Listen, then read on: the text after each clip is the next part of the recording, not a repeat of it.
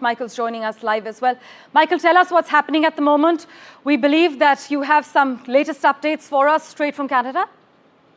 Yes, we do. Well, the East Coast has started to close, so the Conservatives have 11 seats and the Liberals have 21. I would concur with a lot that Nick had to say. I will say that I think Mark Carney ran a campaign that was based on fear of Donald Trump. What Pierre Poilievre ran a campaign on was that we need to stop the bleeding. 3 terms is more than enough. The deficit of $2.3 trillion is more than enough.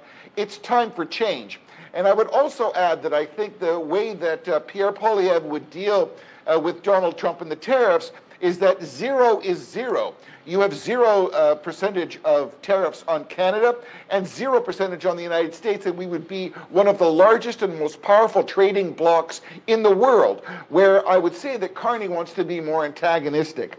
So it'll be very interesting to see, as Nick pointed out, the 20-point differentiation that initially was how the election was set up with Poilievre in the lead.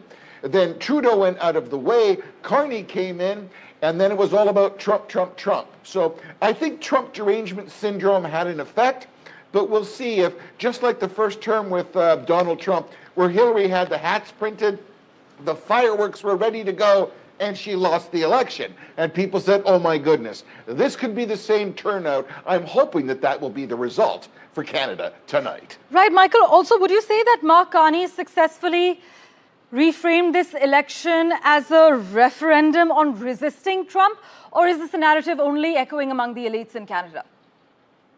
Yes, I think it is among the elites in Canada. Canada has a problem, and we have a $2.3 trillion deficit. We're operating on $46 billion a year that we are over budget, and nobody's addressing that. We had a problem with immigration, with student immigration.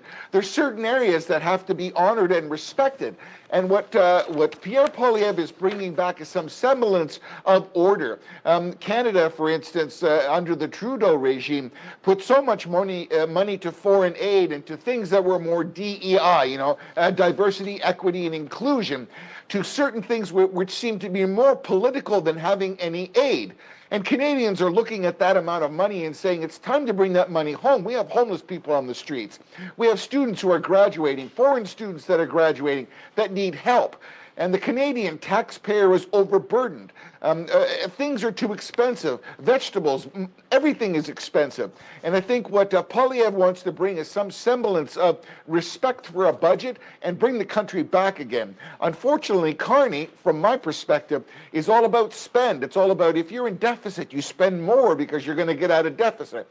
I don't know what kitchen table he works at. But if I'm over budget at the end of the month, I've got to cut something, not just add more deficit. And again, without being repetitive, I hope the Canadian people can see some clarity of fiscal responsibility. And after 3 terms since 2015 with Justin Trudeau, it's time for a change.